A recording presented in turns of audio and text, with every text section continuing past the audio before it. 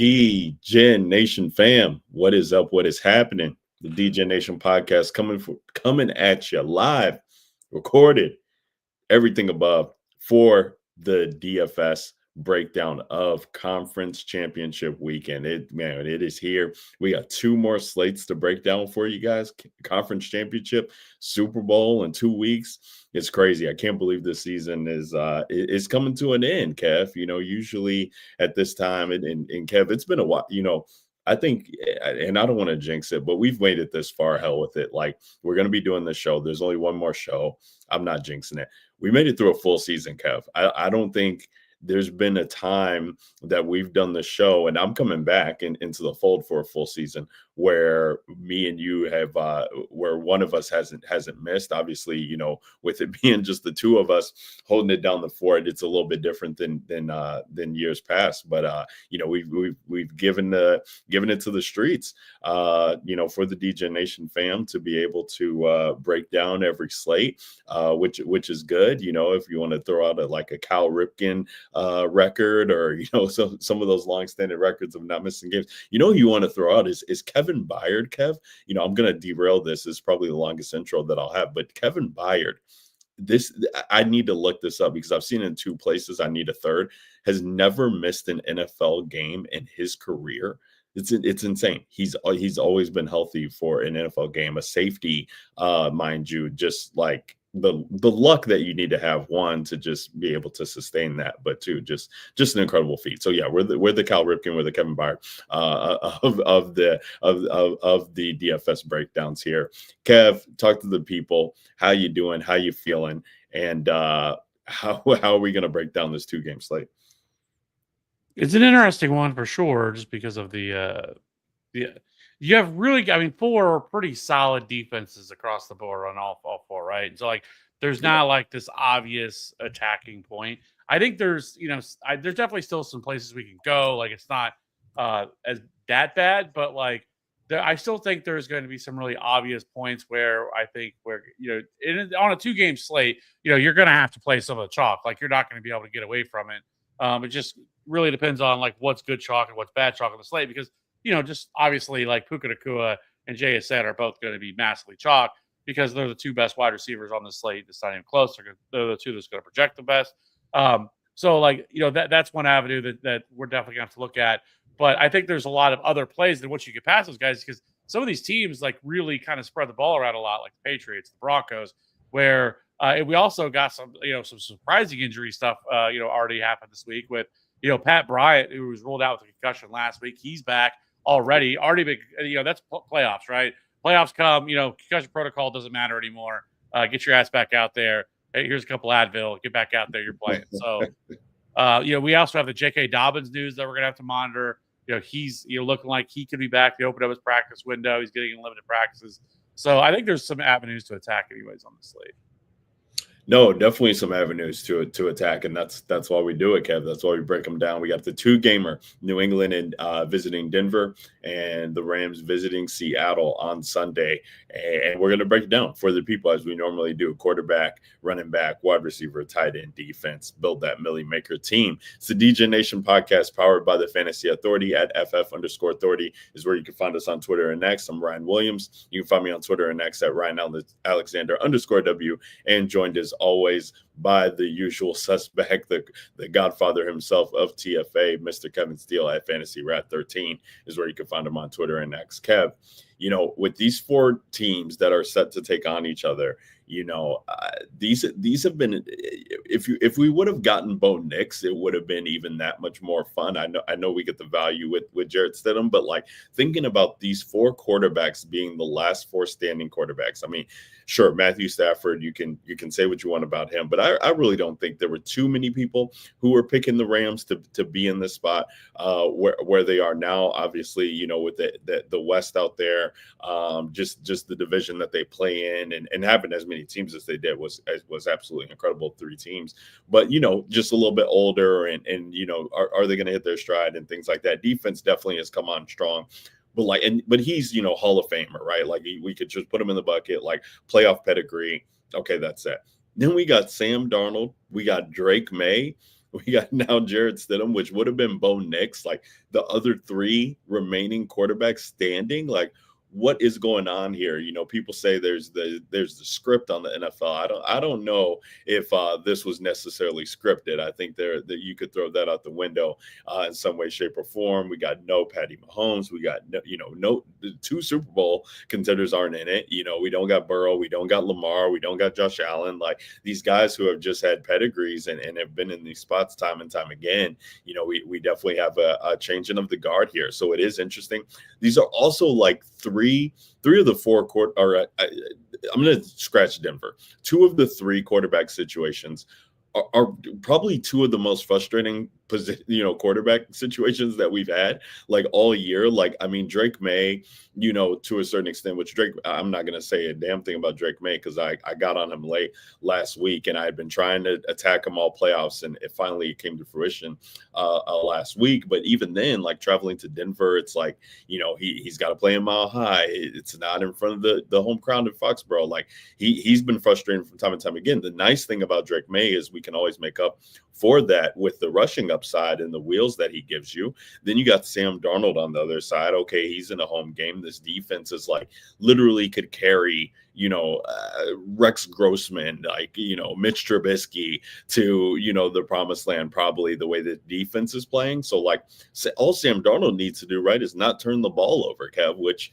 we've seen him do time and time again, just flashback a year ago when he was with Minnesota and, really just laid one of the worst performances out in a playoff setting. And so now he has a chance to get the team in a spot to be in a Super Bowl.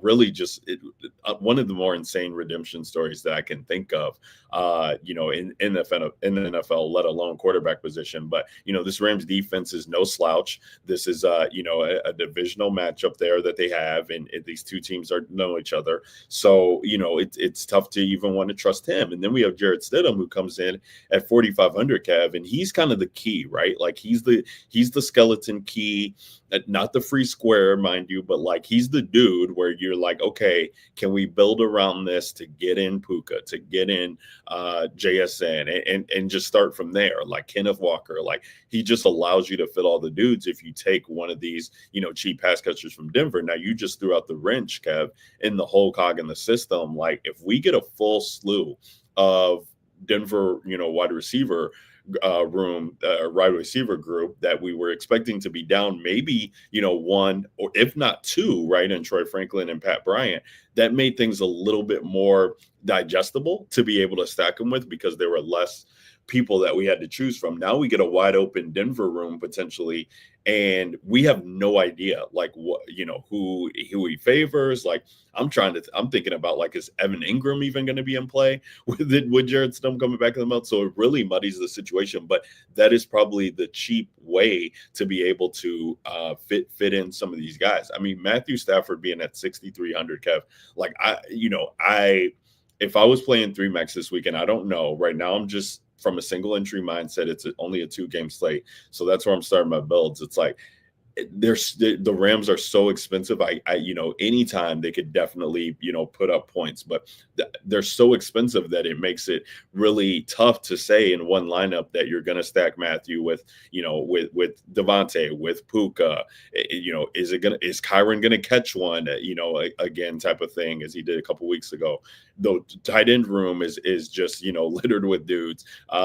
It's just really, really tough to be able to pick and choose Rams for me this week. And then Drake May, he's going to be the most popular quarterback, and we just had a week ago where he was kind of flying under the radar on a slate. So I think for me, like I'm gonna just pay attention to this Denver situation, Kev. Like I'm playing Stidham. I mean, he's 4,500, and it seems gross. It's the first game of the slate, but like at that price tag, like just let me try and get some of these high price guys, figure it out. Still trying to dive through the running back situation, but I want to get leverage there somehow. But if we're going to get a quarterback starter, in a playoff game, like who are they going to go to, Kev? Like if it's not Stidham, and this New England defense is that, they've played well, well above their skis too, but they've showed vulnerable spots as well. And again, they're not playing at home. They got to travel to Denver. That place is going to be rocking. So I'm willing to lean into that. And then Kev, I think for me, like, like I said, Drake May, he was my dude last week, but I'm going to give Darnold a chance. Like, and it's a 2-game slate. I know I want to play one of the dudes, right, that he's throwing the ball to in JSN. Like, I want to play him. So if he's doing well, like Darnold might be doing well. I think that there's still cheap pass catchers on the Seattle side that really make it intriguing. Shaheed play, he's playing out there and then being able to return kicks. Cooper Kupp in a revenge game. I'm always going to talk about that, Kev. Like, Cooper's been getting going late, and then AJ Barner just came off of a disappointment. But he's been in the mix. And then when you factor in, right, that Zach Charbonnet, tears his ACL, I believe, last week, right? And like Kenneth Walker will probably be one of the top 3 popular, or I shouldn't say top 3, top 4, I guess, with the 2 wide receivers, more popular plays on the slate. Like, I'm just going to take leverage on that, because what have I said all year, Kev? Like, I cannot trust the Seattle backfield. I don't care. And that's two guys, right? But like, now I don't even know what they're going to do. They activate George Holani or whatever the guy's name is in the backfield. Like, is he going to get touches to be able to, break out? There's just a simple rule, Kev. I play Kenneth Walker when he's not popular. I don't play him when he's popular. And I just can't think of it in any way different than that, especially on one lineup. If I was building, 3 max, if I was building 20 max, of course I would have exposure to him. I'm not talking about full fade. But if I was doing single entry, I would be looking for ways to get leverage where I could. And that's one of the spots for me. So for me, I think the 2 guys that I'm going to try and build around are Stidham and Darnold as it stands right now. Kev, what say you to the slate? And how are you looking to attack the quarterback position this week? I do like the Stidham angle of this slate because he is a competent, like, backup quarterback. And we've seen in other spots, yes, very limited sample. Like, it's not, he's not somebody that's like started the whole season, but like in spots, he has been somebody that has been capable, a capable backup. He is brings something with his legs. I think that's a plus. He's had, multiple games over 40 rushing yards in his limited opportunities. I mean, he also, if you played DFS in the preseason, he absolutely crushed it in the preseason this year. Now again, it's preseason, but still, like, so there is competency here. So like, you're not like, it's not like some of the other backup quarterbacks that might get thrown in here where you just want no part of it. And he's super cheap. He's 4,500. He kind of unlocks everything for the slate. And right now, like, he does look like he is going to be on the lower owned side. And if that's the case, then I mean, I think he's a pretty decent play. I think that when you look at Stidham, um, in terms of stacking partners, like, I think that's tough. But like, you could look at somebody like a Pat Bryant who probably has spent time, especially earlier in the year when he really wasn't getting a lot of run, with somebody like Stidham that maybe built some sort of rapport with him, because kind of what you tend to see when these quarterbacks come in. Do they try to get, Evan Ingram more involved? Maybe. I will say, at the very least, here with someone like Evan Ingram, that is an area that the Patriots have struggled, is to defend opposing tight ends. It's a shame we didn't really get to see it last week with the Texans because Dalton Schultz went out early in that game with an injury. But Evan Ingram is another spot you go to, and especially let's be honest, the tight end slate on this is absolutely horrific. It is gross, but I think Stidham stands out to me as a value. I think what Drake May is definitely going to be the most owned quarterback on the slate, and but I don't think that he is like so far and away a better option. Like, I don't see Drake May coming in and dropping like a 30 burger or something like that, right? I think he could get you 20 to 23 DraftKings points. I think something like that. And if Stidham can get you 16 to 18, I think you feel pretty good about it in terms of how much money you're saving, the salary you're saving with him. So I like Stidham as a salary saver. I think as far as the Rams game is concerned, what worries me on the Seattle side is, one, Sam Darnold. We have seen Sam Darnold time and time again, in pressure spots, really pissed down his leg. Last week, he wasn't challenged at all in that game. I mean, the Seahawks curb stomped the 49ers. So there was no reason for them to really do anything. I think, there were like, JSN ran 17 routes in that game, right? Like, it was over. And so like we really haven't seen this now. And there's some issues here because like Charles Cross, our starting left tackle, is going to be out. They're missing a couple other tackles. Like they could be on their fifth or sixth string tackle here in this game. And so do we see the Rams bring heavy pressure here? They're also missing Zach Mhm. Charbonnet, who is their pass protection running back. That's why he plays a lot on third downs. And now you're asking Kenneth Walker to do these things. And so, like, how does this affect Sam Darnold and this offense? So, like, it makes me a little bit more nervous to play someone like Sam Darnold because I think there's a world here where this offense doesn't look nearly as good as what we've seen earlier, in this season, and Sam Darnold just doesn't play very well. That's where, like, so for me, like, I think I would have to go to Matt Stafford as the Yeah. other side, just because I feel really good about this for the most part. We have seen this game twice already this year. Just actually a few weeks ago, this was like a barn burner, 37-38 game where both these teams went off. That was the game that Puka Nakua had over 200 receiving yards, 2 touchdowns. Had a monster game there. Yeah. Stafford scored 30 DraftKings points. So the only thing that scares you with Stafford is he just hasn't really looked as good in really like the last 3 or 4 weeks. Like, in the playoffs, he hasn't really been fantastic.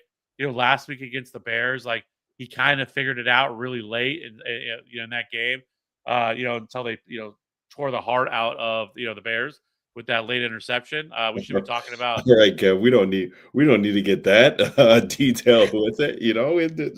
Just say what you need to say, and then we can keep moving. But anyways, so like those are going to be the two quarterbacks that I go with. It's probably going to be Stafford and it's going to be Stidham. I think are the two sides that I'm going to want to go with. I don't mind going with Drake May. Like I'm going to play.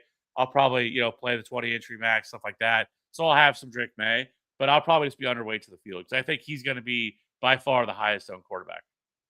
Yeah, I mean, I think that's the telltale sign right there for me is from an ownership standpoint. And I do like him. I just like him as a player, like him as a quarterback. I think he's balling. And yeah, if they, give him his flowers, if they're able to, travel into Denver and do what they need to do to be able to take care of business. I know the Denver, defense in that game, Denver just kind of got littered with injuries all across the board. In that game. They had Troy Franklin and Pat Bryant leave. Pat Surtain leaves the game for a little bit, then comes back. I know they had a couple other pieces on defense who are banged up, and they might be healthy, quote unquote, on paper, right? But I think there's some ways to definitely take advantage of that defense, and it makes sense. I mean, he's got explosive plays, with his feet and with that arm to be able to throw. I get it, Kev, of not trusting Sam Darnold. We've seen it time and time again of him disappoint. Plus, he's got the oblique still that he's dealing with, right? Like I don't think that changes in a week. So, but luckily, as you said, he didn't have to do much. Now, do you have to do a little bit more against this Rams team? We shall see. But I think he definitely provides leverage from my standpoint on where the field will be going this week. Let's I go mean, ahead.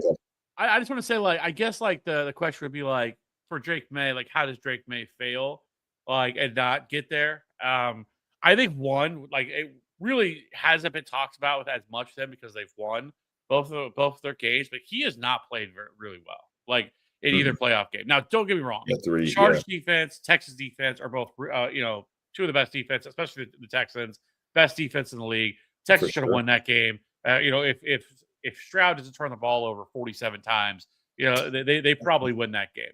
But I will say the thing that worries me with Drake May is he has been sacked now on 14% of his dropbacks through in the playoffs right now, and that is by far the highest rate. He's the only quarterback that is double digits here in terms of percentage of dropbacks that he's been sacked on so far. And this offensive line is not going to get any better. Now you're facing a defense that it by far and away led the league in sacks.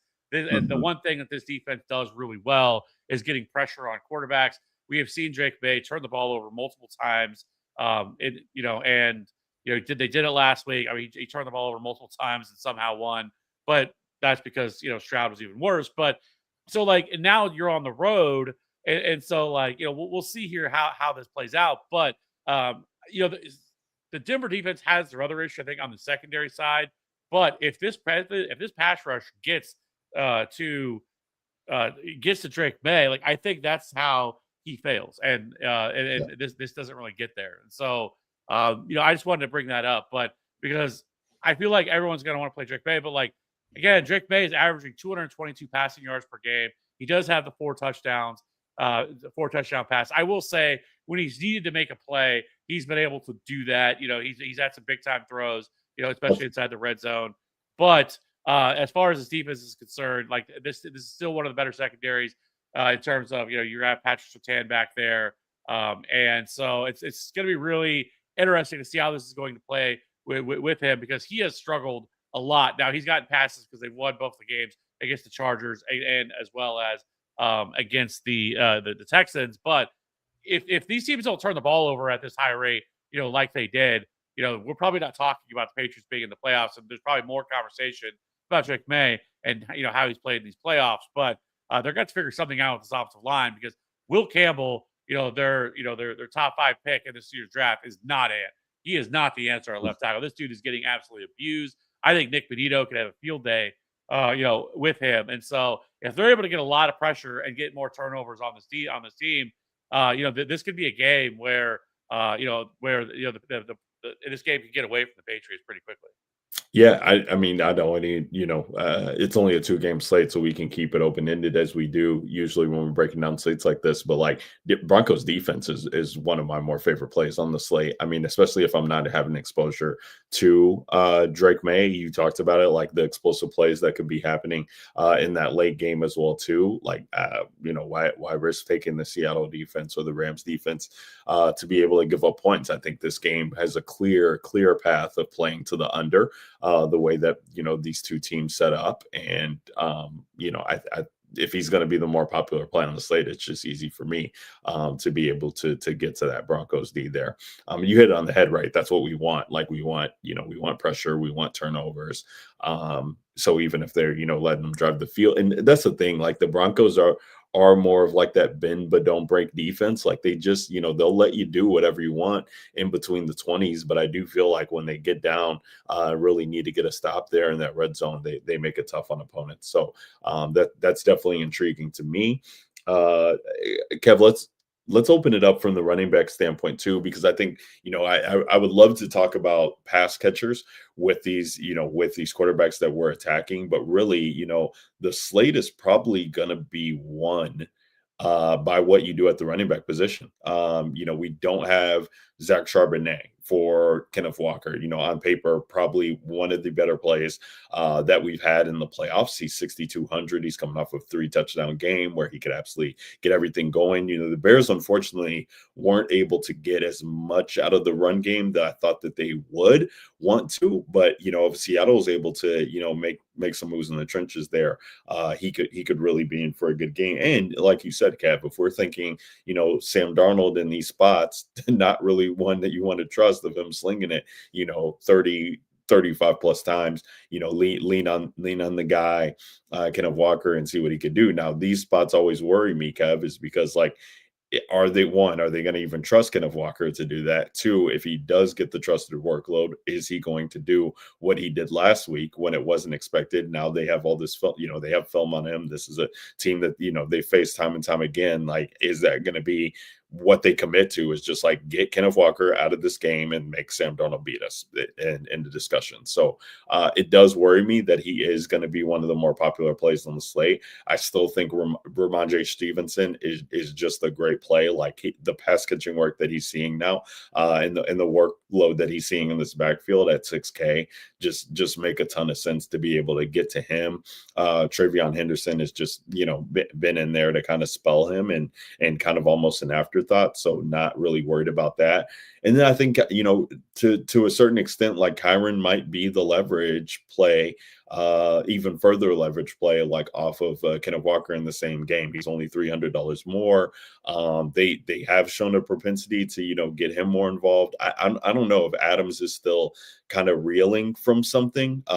He's banged up a little bit heading into the playoffs, and then through the playoffs, it's kind of been titter tat for him as well too. He's still getting end zone targets when he's been out there, but the fact that we can see how things play out with the Rams, right? We just saw it last week, is like Kyron Williams can be the cog to get this team to their implied team total. So I do like him quite a bit.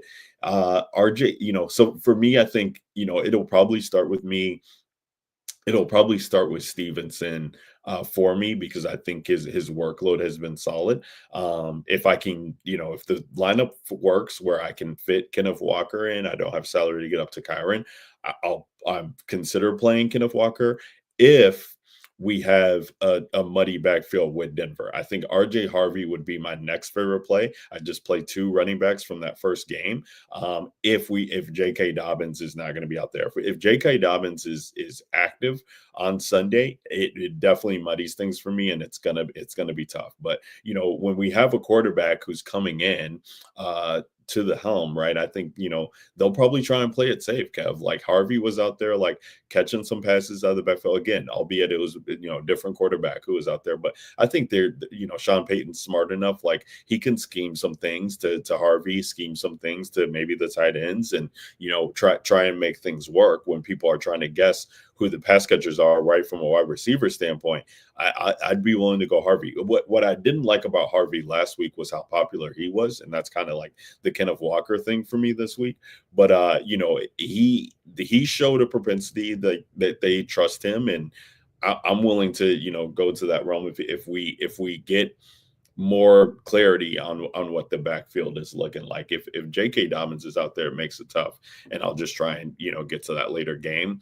I don't know, Kev. Like outside of that, like I really just think you're wish casting. I mean, the next guy would probably be Blake Corum at 5K. If you could talk yourself into that, I think we tried to think about that last week, and Kyron just ended up taking it from him. But he could always be in play because that exists. But I'm not getting to McLaughlin, even if there's no J.K. Dobbins. I just feel like it's thin. I'm not some of these other guys, like I'm not getting to Helani on Seattle, not in single entry. So I really think that it starts there. So I'm curious to hear where you're at, Kev, because I think for most people it's going to be one back in the first game, one back in that second game, and that's how they're going to build. So I do think building in a way where you're taking 2 backs from either game and just saying that's the way you're approaching it is the leverage there. How are you feeling about running back this week? It's really hard not to just play 100% Kenneth Walker, because it's the best matchup on paper. The Rams do struggle at times against opposing running backs. Their last 5 games, they have allowed the second most schedule adjusted fantasy points to opposing running backs. And now you don't have Zach Charbonnet back there taking touches away from him. So he's going to be the workhorse back. And right now, he's actually projecting just as high as Puka Nacua and JSN. Like, they are tied in projection. They're all tied with 22 drafting points. And then, like, the next closest, like, position player is RJ Harvey at 14.7. So, like, it's hard not to, like, love Kenneth Walker just lock button to bed, because he's just probably not going to come off the field unless an injury happens or something. But yeah, maybe George Lonnie will mix in here, maybe on a drive or some plays, stuff like that. But this is going to be Kenneth Walker's backfield. We know how super explosive that he is. I would assume that that's probably the path they're going to try to take, is be a little bit more run heavy, trust their defense here in Seattle. And but he's also can be utilized in the passing game. Like, it makes it really hard whenever you're a player that you're going to be able to project to touch the ball 20 plus times, heavily involved, can be involved in the passing game, and he's going to get all the goal line work. And so, like, it just makes it really hard not to get away from him. I think the next running back that I do like is Ramondre. Last week it was frustrating because if you remember, he left for like, what was it, almost a quarter of Yeah, that yeah, game. He got something in his yeah, eye, quarter. and like it was, but then he ended up coming back. But he still, even with missing, that time, he still was still the workhorse there. He played 60% of the snaps, 50% of the rush attempts with a 14, almost 15% target share. And that again, that was with him missing, an entire quarter of that game because he got something in his eye.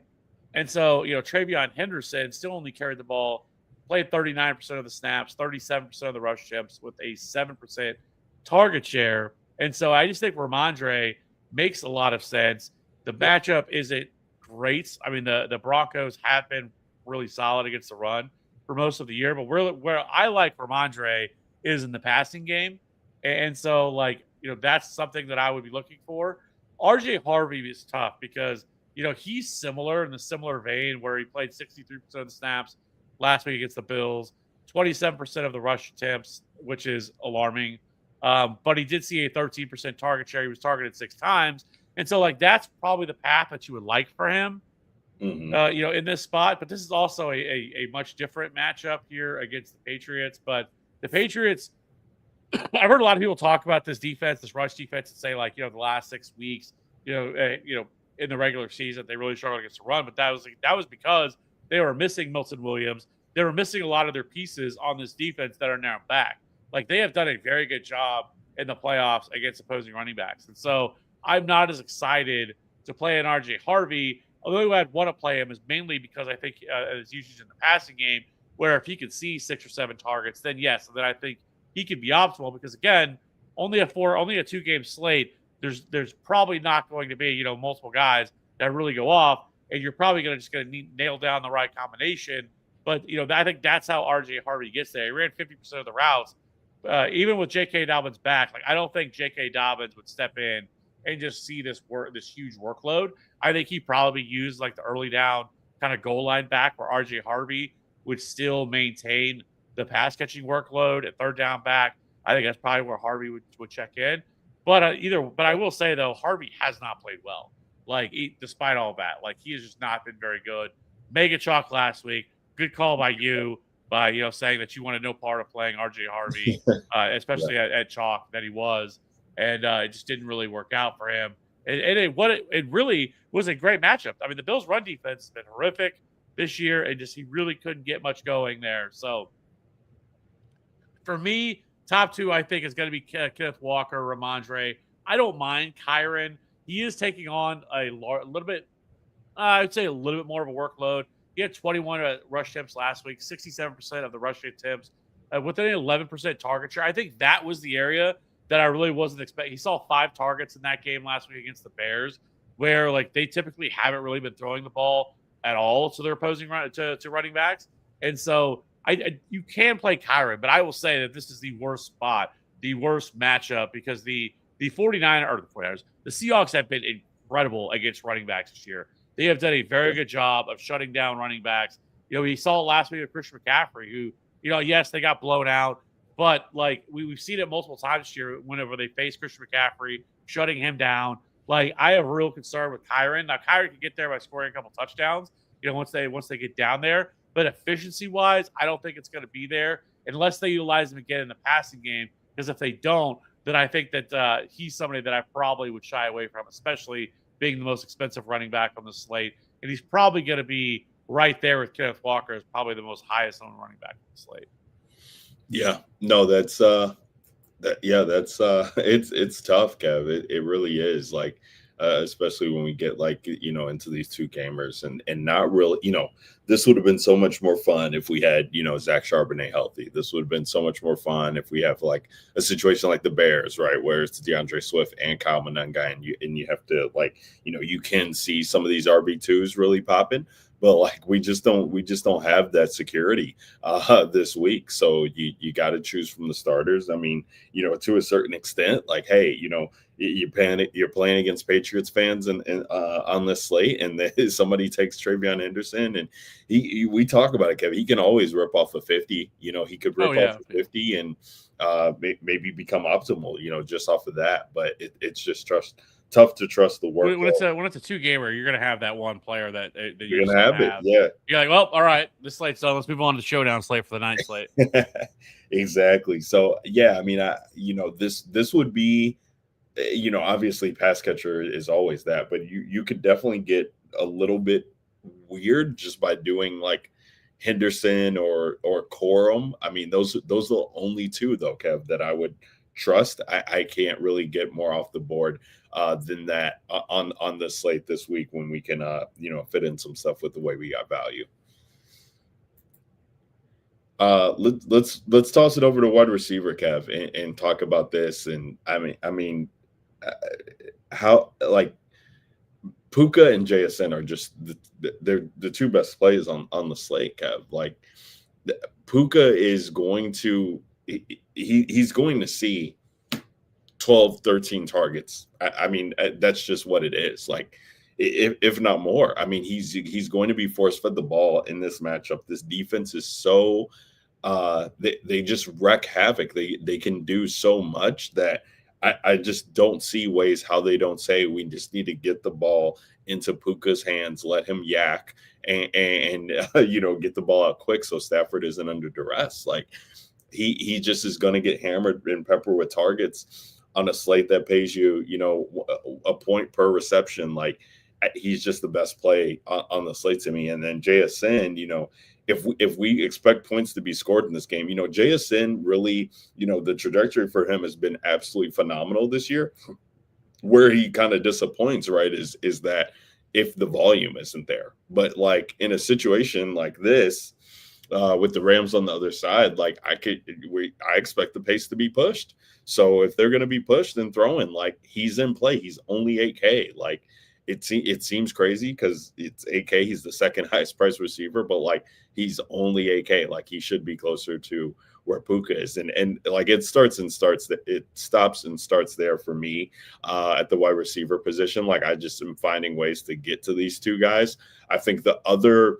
If I was playing Stafford, which I'm not in single entry this week, at least as it stands right now, but like if I played Matthew Stafford, I would want to get both Puka and Devontae both in the lineup. I'd try and figure it out from there, and then maybe it becomes JSN gets squeezed in that regard. But I would be trying to figure out ways to make it to where maybe I could play all three of them. Who knows if you could do that? But I guess I haven't even tried to build around that, but that would be the way for me to kind of play it. The other guys who are really intriguing to me. I mean, I won't even. You can have your shine with Pat Bryant. If Pat Bryant's out there, dude look phenomenal. Like I guess you kind of alluded to it, like that's with Bo Nix, but like did he see more work with Stidham like before he was getting going? That's an interesting call, Kev. So like I mean, he definitely would be in play at 4,400.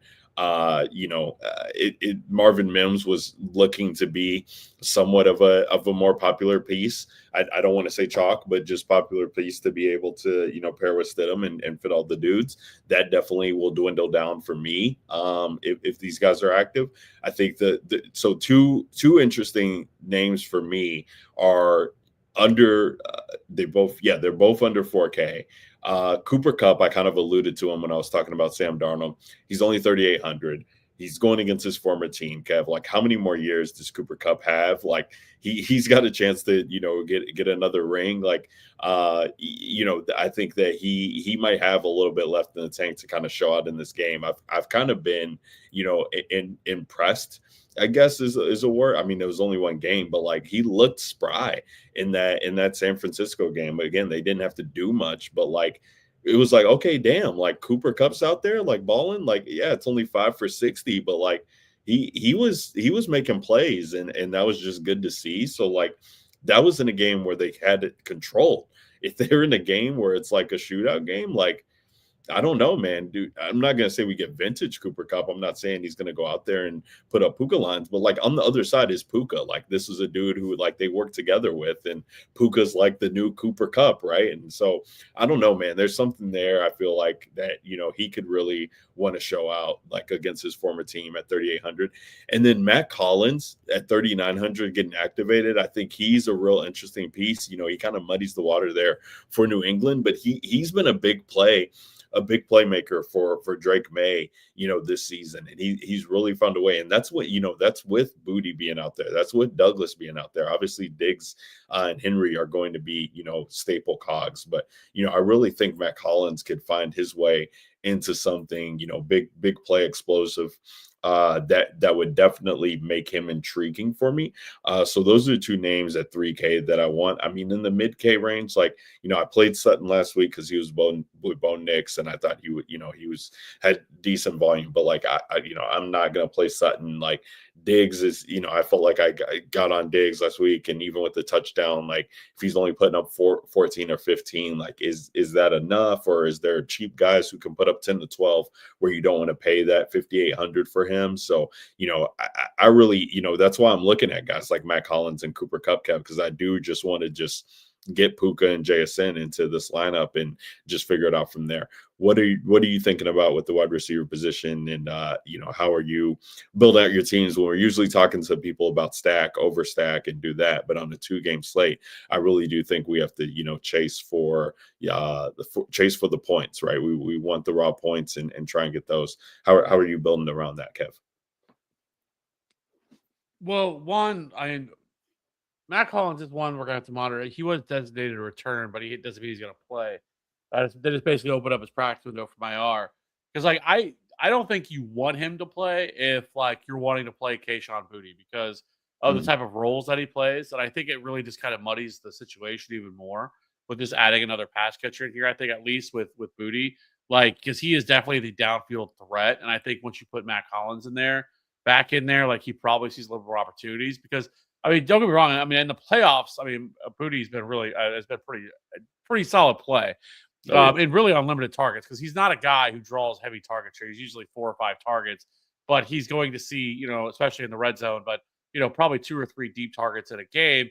But with Matt Collins back, I think that limits a little bit. I think as far as some of the other options you have here, like the other one too, I think if Troy Franklin doesn't play because he's only been getting limited practices, then I think Marvin Mims is fine Mm, because then I think as a play because I think Cortland Sutton's going to see a lot of Christian Gonzalez, which then I think opens stuff up for the secondary wide receivers. And Marvin Mims is still a deep threat. It's somebody they're going to try to get the ball to, and I think he would be a better option if Troy Franklin is out. And so that's another situation to monitor. But I'm shocked that Pat Bryant is playing in this game, considering he's coming off a concussion. That was his second concussion so far this year. And so like there is some concern with playing Pat Bryant because if he hits his head again, yeah. this could be a huge issue. Right. And again, I'm kind of shocked that he has already been cleared and this quickly too. I mean, it's Thursday. I mean, I would have figured at the very least he would have cleared Friday. But the fact that he's already cleared and good to go, but so like there's some concern there too with him. But I mean, it was so hard because like he was looking phenomenal last week. Come in, 3 catches, 32 yards, looked like he was gonna ball. What's your guy? And yeah, and then just it gets that concussion. And it was weird because like it didn't look like he had hit his head that hard, whatever Yeah. he did. So like I was a little bit surprised, but so I still like Pat Bryant. I don't mind getting there with him. But I think as the top guys, yes, you're going to stat. There's nothing to talk about Puka and JSN. Both these dudes are the respective alphas. I will say Devontae Adams hasn't really, he's been okay. Like last week, we saw a little bit of a drop off from him, but some of it's coincided with Matthew Stafford hasn't been playing very well either. So Mhm. it's not necessarily on him, but he went from the 13 target game down to the 6 target game. I don't think Devontae Adams is going to carry any ownership. I think he's actually really solid leverage. Yeah. And so like I don't mind getting Devontae. Like they're gonna get him opportunities inside the red zone. He's gonna get end zone targets. He hasn't really gotten there, and he's gonna carry probably very little ownership. And so Devontae Adams, I do like him.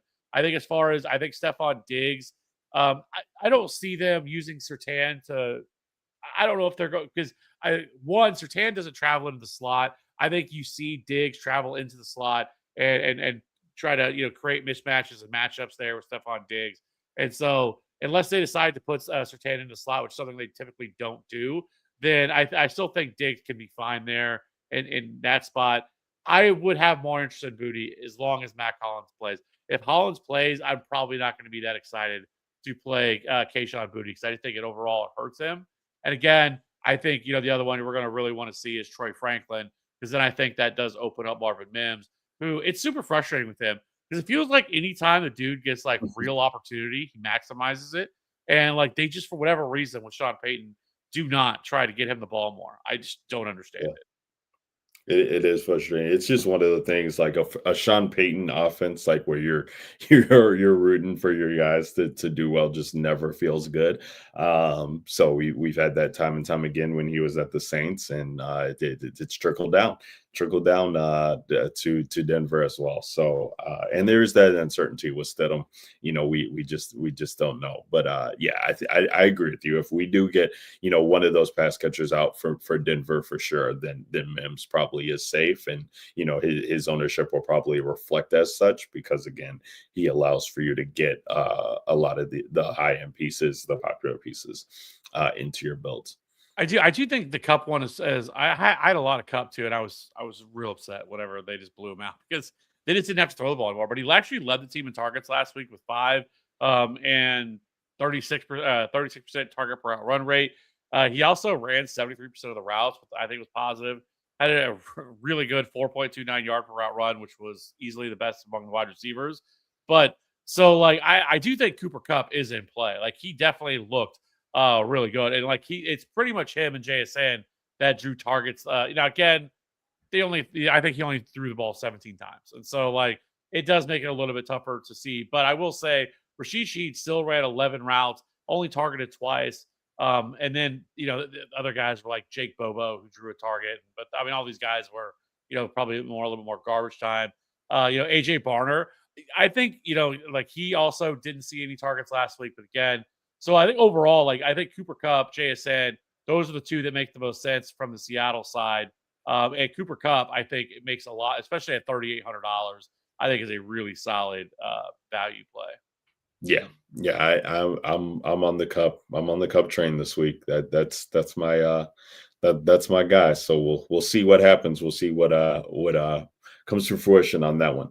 Kev, real quick, any interest in these LA Rams, ancillary pieces? I mean, Munfield, he's been getting in and off the field. Jordan Winnington, comes back. He's 3,100. Like I don't know how much weight, these guys carry, but I know you're playing 20 max. Like, would you allow yourself to be getting exposure to them? I honestly don't even know what you could do with the salary by playing a guy like, Munfield and Winnington. So it just might be like putting money on the table and, just trying to get raw points, I guess, from them in a Stafford stack. But are there any like ancillary things like that stick off the page to you at this current juncture in time? Well, it was kind of interesting last week because the Rams and the Seahawks have been like two of the top teams running 12 personnel, like running it like 40-50% of the time. And last week they completely dropped off. Like I think they went down to like 10% in terms of 12 personnel usage, which that's what opened the door for Jordan Whittington to, play a lot. Like I mean, he ran 47% of his routes from the slot last week. And so I mean ran 50% of the total routes, which was actually higher than Mumfield as the other wide receiver. And so I don't know if they go back to that or not. Like, I don't know if that was just a shift for that game, something they saw, in terms of a game plan. Because, like I said, this has been a team that had been really heavy 12 personnel, and that's what had made like Puka and Devontae Adams, because those guys they were just, you didn't really have a third wide receiver on the field all that much, Yeah, and so I think that's going to be like an area to kind of look at. But I don't like. I think you could play Jordan Whittington as like a one-off or something like that, or like as part of a stack or something like that. I mean, but I don't know if like he didn't really. I mean, he saw 2 targets right in that yeah, game, and despite him, running 50% of the routes, still only drew 2 targets. Mumfield actually drew 4. In terms, and he only ran 33% of the routes. So. Yes, you could get there, but it wouldn't be something I'd make a priority. fair enough. Fair enough. You like the off the board plays. You're the king of that. So I knew you'd have something to discuss there, and that's a good call out, Kev, with the personnel because they got three tight ends who have seemingly been in play, and it just is freaking roulette with these Rams guys on who's going to get going. Speaking of tight ends, Kev, let's toss it over there. You talked about how gross the position is this week, and you couldn't have been more right. I mean, highest price guy on the slate, Hunter Henry, who's tough to trust. He can be really, really solid with Drake May and those stacks if he's catching a touchdown. If he's not, is it going to be Austin Hooper who ends up coming to fruition? It really makes it a little bit gross. Then we got the likes of AJ Barner and Evan Ingram to go along with these three Rams tight ends that we were talking about. I do think I like AJ Barner at 4K. Really, like I said, disappointed last week, but how often did they need to throw? Now they find themselves, in a position where, there could be more dropbacks for Sam Darnold. Cole Komet, Colson Loveland saw, a ton of targets. He just had a case of the dropsies last week, but tight end position has been targeting this Rams defense. So what with Barner, Barner, that's what gets me on Darnold, Kev, is like I can play JSN, I can play Cooper Kupp, I can play AJ Barner with him, triple stack, or I guess quadruple stack if you factor in JSN and then get the leverage completely off of Walker if the touchdowns are going the way of the air. So Barner's one, and then I am interested in Evan Ingram a little bit. I mean, talk about a guy who is tough to trust. It's like I find it hard to be telling people to spend their hard-earned dollars on a guy like Evan Ingram. But we have to look at the situation that's at hand here. Stidham is coming in off the bench. They probably are going to scheme some short yardage work, to be able to get going. Like, does that affect Evan Ingram a little bit more than we think? And he's only 3,300. Like, really this week you're wanting. You either want the volume or you want a touchdown from this tight end position, and like that's just where we want to target it. Also, if we can save some salary, that would be great too. So like getting 4,800 Hunter Henry, like not on a team that has Drake May anchoring it, not really going to be for me. I probably want to pay down for the Rams cheap guys or Evan Ingram, or play JJ Barner with Sam Darnold. It would be a way I attack it. That's where I'm leaning. Kev, I wish I had more to say about these Rams guys. I really just have no idea what's going on here. 1 week it's Parkinson, the next week it's Tyler Higbee. Oh no way, Tyler Ferguson's going to be our deep threat and the guy we're going to target in end zone when it's not Devontae Adams. Like, it's so Russian roulette. And then you got to factor in Davis Allen as well too at 2,500. Like, is he going to find pay dirt? I have no idea what to do with these guys. I don't know how you can trust any one of these guys. Maybe Parkinson, maybe on a team that isn't anchored by Matthew Stafford. But like for me, it's like I can't even get there. Even on Stafford teams on who it would be. Like, do you have a read on these LA Rams tight ends, and what are you doing at the position this week? Yeah. So, well, I mean, just looking at just through the playoffs, right? Because Higbee hasn't been back for very long. So Parkinson still is. I mean, he's running 50% of the routes compared to Higbee, who is only running about 30% of the routes. So like Parkinson still is like the clear guy that's running a lot of routes. He's seen 10 targets, and that's the most of any tight end that's remaining left, like through the playoffs. So like I think Parkinson's still in play. I think Parkinson would be the guy that I went to for the Rams. 3,500. He's not expensive at all. Whether that's in a stack or if you want to play him one off, I think you can do that too. So like I think Parkinson's in play. I will say Barner, who hasn't done any. I mean, they only played the one game, so it doesn't really matter. But in the games that they've played against the Rams, like he has gotten it. He 4 for 49 in a touchdown in week 16, and then when they played earlier before that was the game he saw 11 targets, 10 catches, 70 yards. So again, if they're trying to get the ball out of their hands really quickly, especially with if they're missing, their offensive tackle Charles Cross is out, like if they're going to need to get the ball out quickly. So somebody like AJ Barner could benefit from that. And so like, again, in the 2 games he played, he saw 16 targets. And so, I think Barner, I think nobody's going to want to play him. And, the Rams have been susceptible at times to tight ends. So I like him. Ingram, I think, is the interesting one because he's also not going to draw any ownership, I think. And he hasn't really been utilized, but he does play in the slot. Again, I think what you talked about, wanting to get the ball out of Stidham's hand quickly, that could open things up for someone like Evan Ingram, who really hasn't been utilized at all. At the entire time he's been with Denver, like he's been kind of an afterthought. But, in this spot in this game, like I think there is at least a path for him to maybe see 5 or 6 targets. And on a slate where there's no clear-cut tight end, like we don't have Colson Loveland, on this slate to go to, or Dalton Kincaid, who make a ton of sense, where I think getting a little bit different for someone like Evan Ingram, in a stack with Jarrett Stidham, I do think makes a lot of sense. And New England at times this year has really struggled against the tight end position. We saw the Texans last week. They targeted their tight ends a ton last week. We saw Harrison Bryant, who came in at the end. He saw 6 targets in that game. We saw Dalton Schultz before he got hurt. He saw 6 targets in that game. Cade Stover, before he got hurt in that game, saw 2 or 3 targets. So, like, there was a clear-cut effort to try to get the ball to the tight end position. And so, I think, you could look there, with Evan Ingram.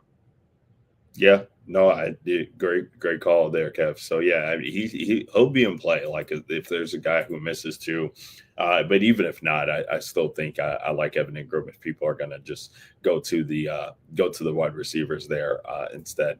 But yeah, ugliest tight end slate that we've had to cover in a long time, especially on the year that we had with the renaissance at the tight end position. Kev, let's talk about defense for the people, and we could close it out. Everybody rocking along with us, appreciate you. DJ Nation podcast powered by the Fantasy Authority, breaking down the NFL DFS conference picks for conference championship weekend for Sunday main slate. And defense, Kev, I mean, we got 4 solid ones. Patriots at top at 3,500, all the way down to Broncos, only 2,500, Kev, against the New England Patriots. Like that just for me is just like click and play, like move on to the next. Like what are we doing here? I do think like $3,300 Seattle defense is interesting and intriguing to me. I think, if people aren't playing Broncos for free, I shouldn't say for free, but if they're not playing Broncos for 2,500, Rams I expect to be the next popular one at 2,800, even with them being on the road because of Sam Darnold being on the other side. But for me, it's Broncos and Seahawks this week. What are you liking at the defense position? Definitely like the Broncos. I don't know why the Broncos are 2,500. It just doesn't make a lot, and especially with the problem, like I've said. I mean, with Drake May have been sacked 10 times through these 2 games. Like going against a defense that leads the league in sacks, like that seems like a mistake here. So like I love the Broncos at 2,500, and then I actually like the Rams at 2,800. We talk about, like I said, like they're missing so many pieces on their offensive line.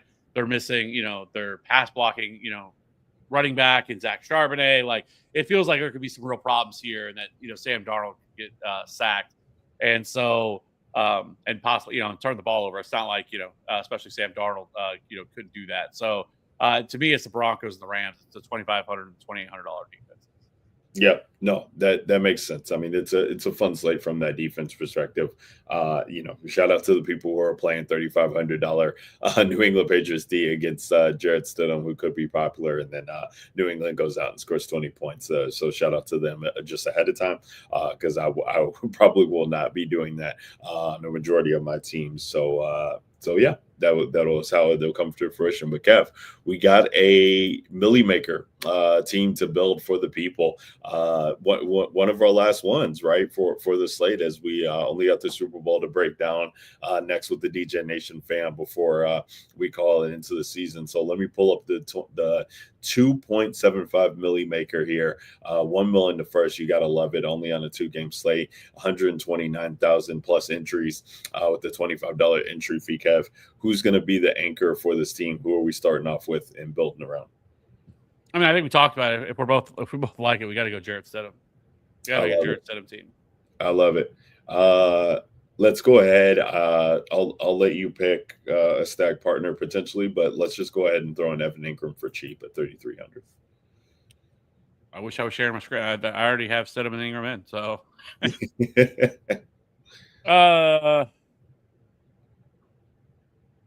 Give me, as a run back, give me Ramondre. All right, perfect. Then let's go ahead and just throw in Puka.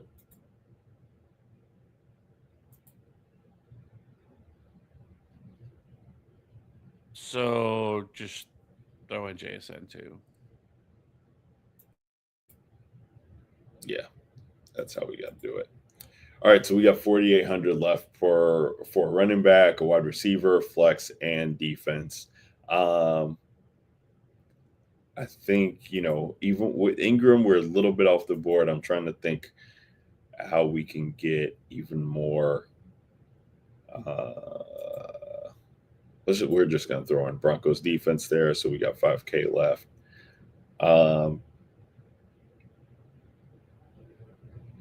Let's throw in Harvey on this build.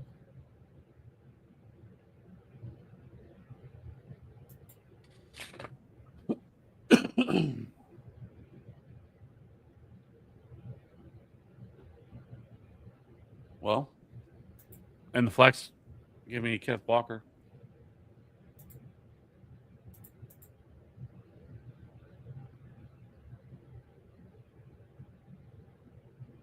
All right, so then we're left there. Let's 800 left.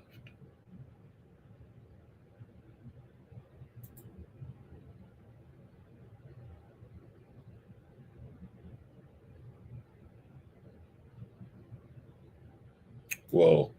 All right, so if I'm not mistaken, Kev, our team so far is Stidham, Stevenson, RJ Harvey, Puka Nacua, JSN, open spot, Ingram, and Kenneth Walker were Broncos D.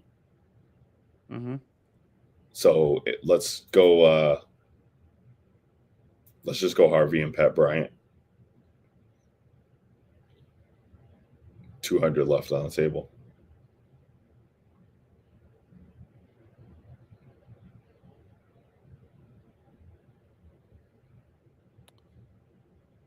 How would you feel? Let's have one question. Here we go. Well, I'll say this, Kev, before you even say something. The only other thing that I was looking at doing was upping Harvey to Kyron and then playing Cooper. I'd be fine with it. I feel like if Stidham is really going to get 17 or 18, like we're banking on him throwing 2 touchdowns to Ingram. So I feel like we would want a Denver pass catcher in there. But I'm willing to go Kyron and I guess somebody, but I would much rather play Bryant than anybody else if he were healthy. Because it's only a concussion. Like I mean, I'm willing to risk that.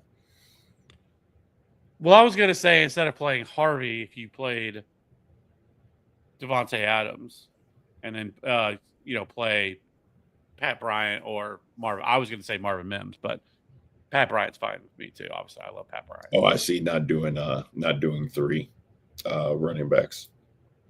Yeah, so you would do Stevenson, Walker at running back, and then in the flex you'd do Devontae Adams. So Devontae over Kyron, and just hope the passing touchdowns come, but you don't need Stafford. It is tough having double without him, but at the same time, it's basically being able to get everybody else in because you really can't. That's why I think we go. You go Puka and Kyron, right? You go Puka Kyron Which we, well, I mean, yeah, I guess, yeah, we could do Kyron. You just have to, let's see, is there,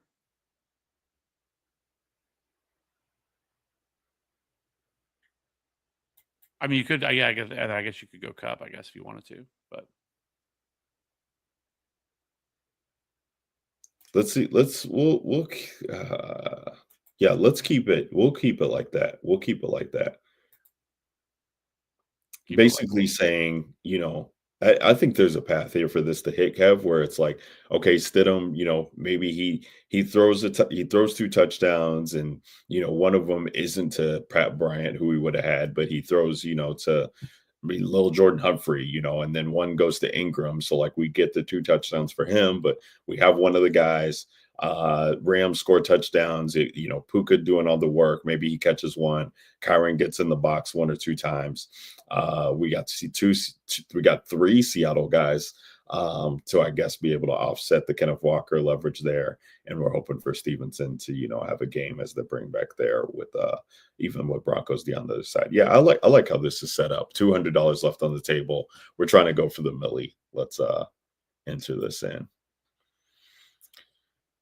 And that's going to be our championship week build. Kev, you got any final words for the people before we sign off here for a championship week, and then wait 2 more weeks, right, to get in front of the people again for the last show of the year, breaking down the Super Bowl. no, I mean, it's 2 game slate. So obviously, you're not gonna be able to avoid the chalk. So like, I think something like this, where you can play, obviously, Puka and JSN are definitely going to be, they're going to be massively popular, as they should be. They're just really trying to find a couple of different avenues to get a little bit different. Or, another aspect too is just leaving a lot of money on the table. You don't necessarily have to, get in every single dollar, on the slate. Like, I think these are different ways. It's kind of like it's not quite, but it's very similar to a showdown slate of, where, you're trying to get a little bit different. You still want your lineup to tell a story, but where can you get a little bit different, on this slate, in this 2 game slate. So that's kind of the way that I look at this slate. So Oh yeah. No, I mean, you definitely want to be able to find those spots, right? But like you said, we don't want to get too cute and position ourselves into a hole where we're trying to climb out of, just like, taking shots on them. I mean, the popular plays are going to be popular for a reason, right? They're going to project well. Like, you don't want to just disregard projections at all, but definitely make sure that you can talk yourself into your lineup, telling a story, and making maybe 1-2 pivots max off of what would tend to be a little bit more popular build, to just take chances that way.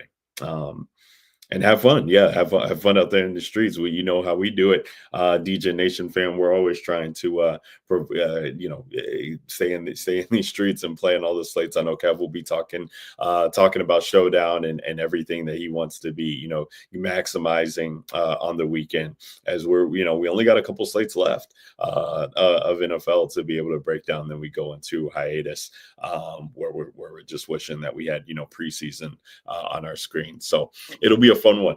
It'll be a fun I mean, one. NASCAR. I mean, that NASCAR's coming up. I mean, For sure. Daytona 5. Yeah, no, we can't. Like I said, we'll be in the doldrums until we get to preseason football. Major League Baseball.